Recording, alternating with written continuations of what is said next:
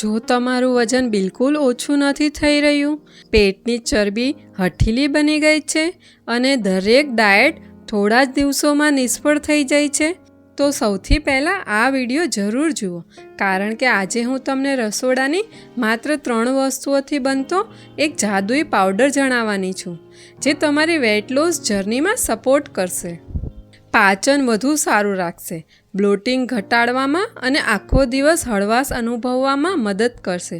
સૌથી સારી વાત એ છે કે તેને બનાવવામાં ન તો વધુ ખર્ચ થાય છે અને ન તો વધુ મહેનત કરવી પડે છે. તો ચાલો કંઈક નવું કરીએ. વિડીયો શરૂ થાય તે પહેલાં આપણી ચેનલ આરોગ્ય સંપદાને સબસ્ક્રાઈબ કરો. અને હા મિત્રો, કમેન્ટમાં જરૂર જણાવજો કે તમે કયા શહેરમાંથી આ વિડીયો જોઈ રહ્યા છો. સાથે જય શ્રી કૃષ્ણ પણ લખજો. આપણી શરીરની સુંદરતા સૌથી વધુ જે વસ્તુ ખરાબ કરે છે તે છે વધેલું પેટ, પછી ભલે તે પુરુષ હોય કે સ્ત્રી. જો તમે પણ પેટની ચરબીને અંદર સુધી ઘટાડવા માંગો છો તો આ પાવડર તમારી માટે એકદમ યોગ્ય છે. હવે સમય ન બગાડ્યા વગર જાણીએ કે આ પાવડર કેવી રીતે બને છે અને તેનો ઉપયોગ કેવી રીતે કરવો, જેથી તમને તેનો સૌથી વધુ ફાયદો મળી શકે. તેનો ઉપાય પણ તમારા રસોડાની મસાલાની ડબ્બીમાં જ છુપાયેલો છે. પહેલી વસ્તુ છે વરિયાળી. તે જમ્યા પછી પેટને હળવાશ અનુભવવામાં, બળતરા અને ભારેપણું ઘટાડવામાં મદદરૂપ માનવામાં આવે છે. તેમાં ફાઇબર, એન્ટીઓક્સિડન્ટ અને એનેથોલ જોવા મળે છે. બીજી વસ્તુ છે જીરું. તે પાચન અને મેટાબોલિઝમને સપોર્ટ કરવામાં મદદ કરી શકે છે. તેમાં આયરન અને એન્ટીઓક્સિડન્ટ હોય છે. મિત્રો, વિડીયોમાં આગળ વધતા પહેલાં ચેનલને જરૂર સબસ્ક્રાઈબ કરી લો અને સાથે બેલ આઇકન પણ જરૂર દબાવો, જેથી સરળ અને ઉપયોગી એવા નવા વિડીયોની સૂચના તમને સૌથી પહેલાં મળી રહે. અને ત્રીજી વસ્તુ છે અજમો. અજમો પાચનને વધુ સારું રાખવામાં, ગેસ, અપચો અને બ્લોટિંગ ઘટાડવામાં મદદ કરી શકે છે. તેમાં થાઇમોલ જોવા મળે છે, જે પાચન એન્ઝાઇમ્સને સપોર્ટ કરે છે. કેટલી સામગ્રી લેવી? તેમાં 1 ટેબલસ્પૂન જીરું, 2 ટેબલસ્પૂન વરિયાળી અને 1 ટેબલસ્પૂન અજમો લેવાનો છે. આ ત્રણેયને એક પેનમાં ખૂબ ધીમી આંચ પર શેકવાના છે. યાદ રાખજો, તેને બાળવાના નથી. તેના પર બિલકુલ પણ ઘેરો રંગ આવવો જોઈએ નહીં. જ્યારે આપણે આ મસાલાઓને ધીમી આંચ પર શેકીએ છીએ ત્યારે તેમાં રહેલા કુદરતી તેલની સુગંધ બહાર આવવા લાગે છે અને આ મસાલા સારી રીતે ઇન્ફ્યુઝ થાય છે.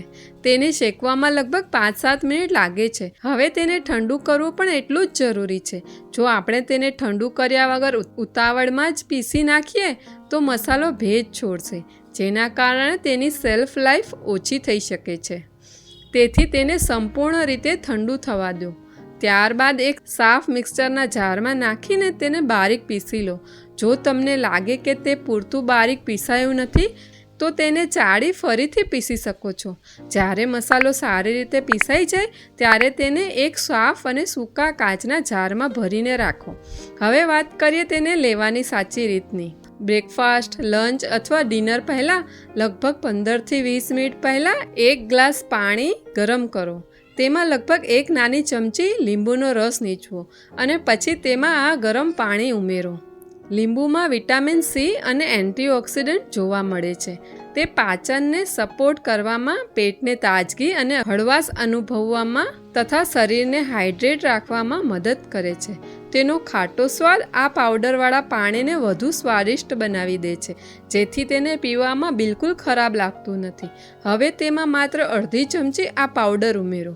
તેને સારી રીતે ભેળવીને ધીમે ધીમે પીવો. ઘૂંટડે ઘૂંટડે પીશો તો તેનો ફાયદો તમને વધુ મળશે.